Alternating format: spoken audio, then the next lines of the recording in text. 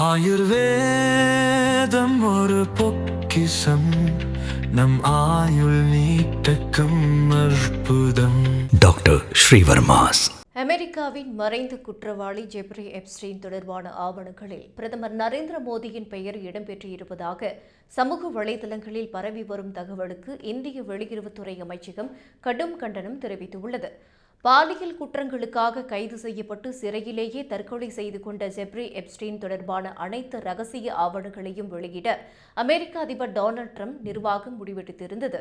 அதன் ஒரு பகுதியாக இப்போது வெளியிடப்பட்டுள்ள சுமார் 30 லட்சம் பக்கங்கள் கொண்ட புதிய எப்ஸ்டீன் கோப்புகளில் பல உலக தலைவர்களின் பெயர்கள் மற்றும் பயணங்கள் குறித்த குறிப்புகள் இடம்பெற்றுள்ளன.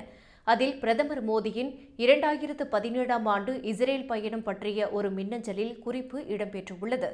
இது தொடர்பாக அறிக்கை வெளியிட்டுள்ள இந்திய வெளியுறவுத்துறை செய்தி தொடர்பாளர், இந்த தகவல்கள் அனைத்தும் அடிப்படை ஆதாரமற்றவை என்று தெரிவித்துள்ளார்.